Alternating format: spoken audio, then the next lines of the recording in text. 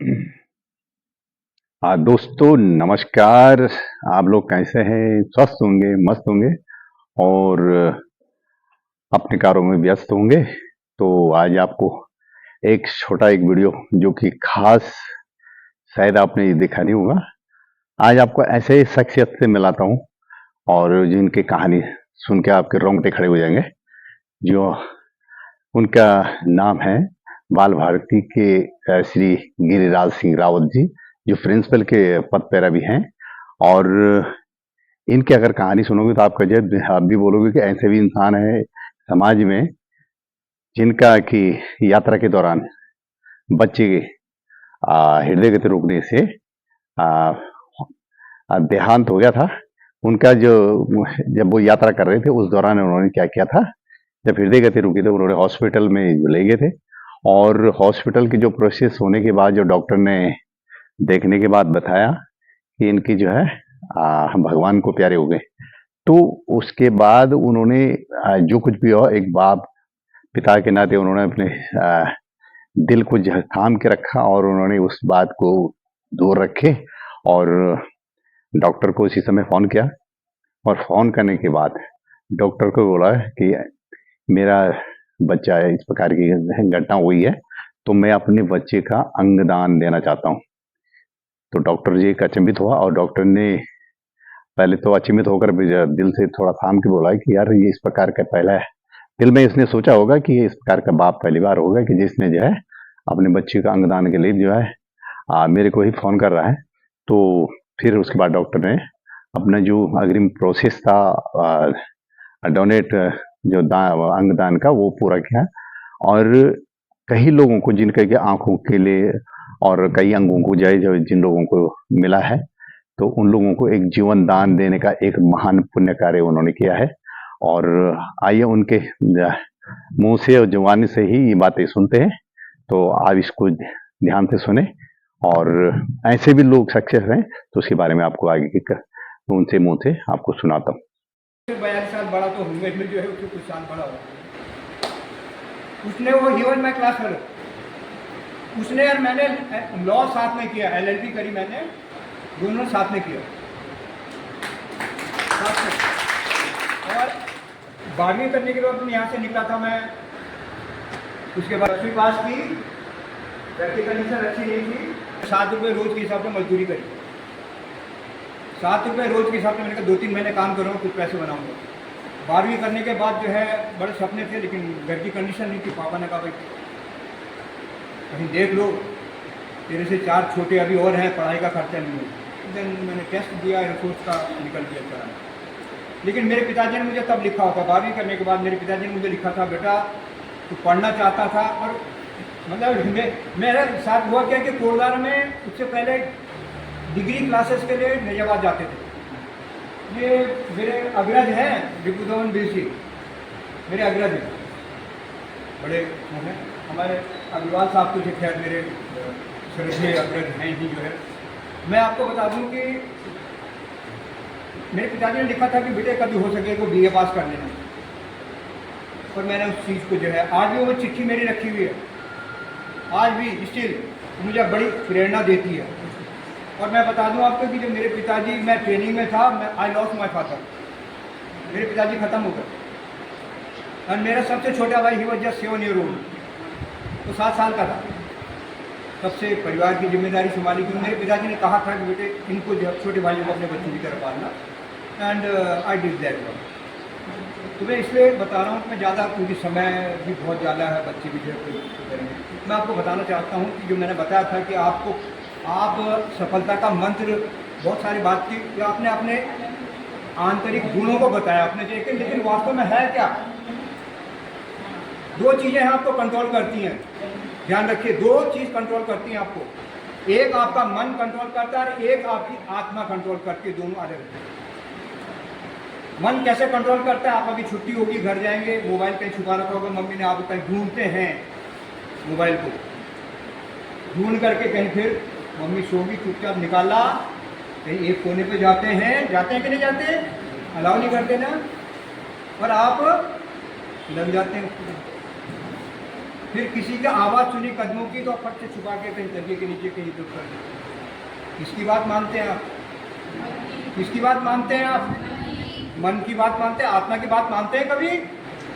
बेटे जो मन की बात मानते हैं वो सफल नहीं होते, वो सफल नहीं होते, क्योंकि मन बड़ा चंचल होता है। ये आपको कई जगह दिशा भटकाता है, ये आपके अंदर कई ऐसी चीज़ें अंदर पैदा कर देता है जो आपको क्या करता है कि एक एकाग्रचित होने के लिए अलाउ नहीं करता, और ये सबसे ज़्यादा परेशान करता है, शोर मचाता है बहुत ज़्यादा।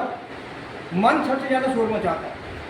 और दूसरी तरफ आत्मा है हमारी, वो गंभीर मुद्रा में है, वो कोई बोलती नहीं, कुछ नहीं करती। जितना आप उसके नज़दीक जाएंगे वो आपको उतना क्या बनाएगी? क्या बनाएगी? आपको उतना योग्य बनाएगी, आपके अंदर क्षमताएं देगी। क्योंकि मौन से जब आप काम करते हैं, हमारे यहाँ कहा जाता है मेडिटेशन करिए, मौन में बड़ी शक्ति है। यही मौन में बड़ी शक्ति है। आप जिस दिन ये करेंगे ना, इसीलिए मैं कहता हूँ कि अपने उस मन को, वो हमारा सबसे बड़ा दुश्मन है, मन को हटाइए, उसका कहना मत मानिए। मन, भागवत गीता में कहा गया है, जब अर्जुन को परेशानी हुई, उसने कहा जो है, तो उसने कहा कि मन तो बड़ा चंचल है, प्रश्न सवाल है तो कंट्रोल में नहीं आता।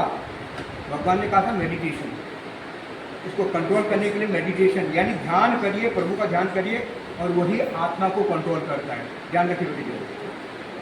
मैं चाहता हूं कि आप मेरे साथ मैं आपको मंत्र बता देता हूं, उस मंत्र को आप मेरे साथ दोहराएंगे। बोलिए सब जो हाथ खड़ा करके, मैं मन का स्वामी हूँ, मैं मन का स्वामी हूँ, मैं साक्षी भाव हूँ, मैं चेतना हूँ, मैं जो सोचता हूँ वही बनता हूँ। मंत्र है मैं आपको, मन को जिस दिन आपने कंट्रोल कर दिया था कि मैं मन का स्वामी हूँ, आप कहेंगे, रोज रोज बोलिए, सुबह शाम, जब आप बार बार रिपीट करेंगे आप बन जाएंगे। मैं साक्षी भाव हूँ, इसका मतलब मन जो है आपको क्या करता है, वर्तमान में नहीं रखता, आपको या तो पास्ट में ले जाएगा या फ्यूचर में ले जाएगा, आपको कुछ उल्टे काम सिखाएगा। और परमात्मा जो आत्मा है वो आपको प्रेजेंट में आपके साथ रहती है, इसलिए हम कहते हैं साक्षी भाव हूँ, मैं प्रेजेंट में हूँ ईश्वर के साथ, ईश्वर मेरे साथ है। मैं चेतना हूँ कि मैं अच्छा बुरा जानता हूँ, मैं जो सोचता हूँ वही बनता हूँ। और आप जिस ढंग से सोचेंगे, काम करेंगे ना, उसके लिए आप सफल हो जाएंगे। मैंने ये आपको मंत्र बताया बेटे, आप इसको जो है गांठ बांध के रखिए, सुबह शाम जब भी आपको होता मौका मिलता है इसको बोलिए। और सबसे पहले तो मैं धन्यवाद दूंगा जो है विद्यालय परिवार को, उन्होंने ये, मैं चाहता हूँ कि जिन बच्चों को ये लगा कि मेरे अंदर कुछ कमी रह गई, उन बच्चों के लिए तालियां। सबसे पहले उन बच्चों के लिए तालियां, क्योंकि वो बच्चे जिन्होंने ये समझा कि मेरे अंदर कुछ कमी रह गई, वो बच्चे, ये देखिए, failure is not opposite of success, failure is a part of success. ध्यान रखें, और सफलता से सफलता मिलती है। तो आप ये सोचें, जिन बच्चों ने ये सोचा कि मैं कहीं कमी रह गई, मुझे पेपर देखना पड़ा, don't worry about that one, don't worry. आप ये सोचें कि आप बहुत बड़े हैं, आप कुछ सीख करके जा रहे हैं। कोई आदमी कभी इसमें हार जीत नहीं होती, या तो जीतता है या सीखता है, और सीख करके फिर आगे बढ़ता है, फिर जीतता है। तो ये मैं आपको बताना चाहता हूँ। सबसे पहले तो आप बताइए कि हाउ आर यू, कैसे हैं आप सब लोग? बढ़िया। अच्छा मुझे सही बताइए कि how many of you feel that I want to be successful? कितने लोग सोचते हैं मैं सफल बनना चाहता हूँ? सफल बनने के लिए क्या मंत्र है? व्हाट इज द मंत्र for success? Never giving up. अच्छी बात है, बहुत अच्छा, तालियां हो जाएंगी। और कोई बताइए। यस, वेरी गुड, बहुत अच्छी बात है, तालियां। और कोई? एनीवन? फोकस, फोकस, प्लीज, बहुत अच्छी बात है, बहुत अच्छा, चलिए, बहुत अच्छा, वेरी गुड। ये सब हमारे आत्मीय गुण हैं, ध्यान रखें। आप सब झूठ बोल रहे हैं, आप सब झूठ बोल रहे हैं, क्योंकि आप जानते नहीं सफलता के लिए क्या चाहिए। क्या चाहिए सफलता के लिए? दो चीजें हैं। आपको चला कौन रहा है? आप किसकी बात मानते हैं? आप अपने मन की बात मानते हैं ना। आपको छुट्टी, अभी आप देख रहे होंगे छुट्टी होने वाली है, मेरे साथ वाले चले गए होंगे, हमें यहाँ बैठे हैं, हमें कितनी देर रुकेगा फलाना पड़ेगा, समझ गए ना, हमें उसकी चिंता बनी हुई है। आप ये देखिए कि आपको चलाता कौन है, कौन चला रहा है आपको? जब आपको पता ही नहीं कौन चला रहा है तो आप क्या बनेंगे? बेटे यहाँ दो चीजें होती हैं, दो चीजें हैं हमारे पास जो हमें चलाती हैं। आप घर में, अभी आप जब छुट्टी होती है ना, घर में पेरेंट्स आपको अलाउ करते हैं कि भाई मोबाइल यूज करिए, जनरली नहीं करते, कोई नहीं कहते। आजकल हमें कहते हैं नहीं, बच्चे बिगड़ गए मोबाइल से। मैं कहता हूँ कि मेरे टाइम में मोबाइल होता तो मैं भी तो ऐसे ही होता, मेरे टाइम में मोबाइल होता तो मैं भी होता ऐसे ही होता। और मैं आपको बता दूँ, आज से 54 साल पहले, 54 years back, I was a regular student of this college.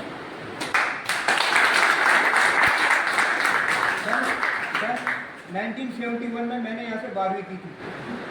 And I feel proud कि मैं आज भी विद्यालय में, मेरे अंदर वो एनर्जी आ गई है। मैं इसीलिए कहता हूँ कि मैं सन 87 में एयरफोर्स से रिटायर हुआ, 87 में, ऑलमोस्ट 38 साल पहले। एंड मुझे लोग ये कहते हैं, जनरली मेरे पे कहा जाता है कि आप एक रिटायर्ड आदमी हैं। Basically I am not a retired man, I have change my spelling. Retired बोलते हैं ना, RETIRED, रिटायर्ड। रिटायर्ड मतलब बेकार का। I am not that retired, I am a retired. मैंने दोबारा टायर लगा रखे हैं, डिफेंस वाली में छोड़ दिए, सिविल के टायर है।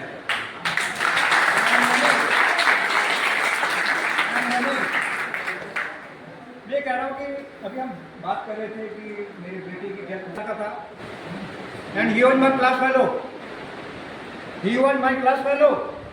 हम दोनों साथ पढ़ा, ठंडी कोहरा लगा हुआ था, धुंध लगा, मुझे क्या, ये आदमी अभिदान की बात कर रहा है, जो है कंबल उम्बल जो है उड़ के बैठा हुआ है, यानी पहाड़ी टाइप का आदमी है, उत्तराखंड से आ रखा है, उसको क्या पता। देन मैंने उनको बताया, वो अपने डॉक्टर से बात कर रहे थे।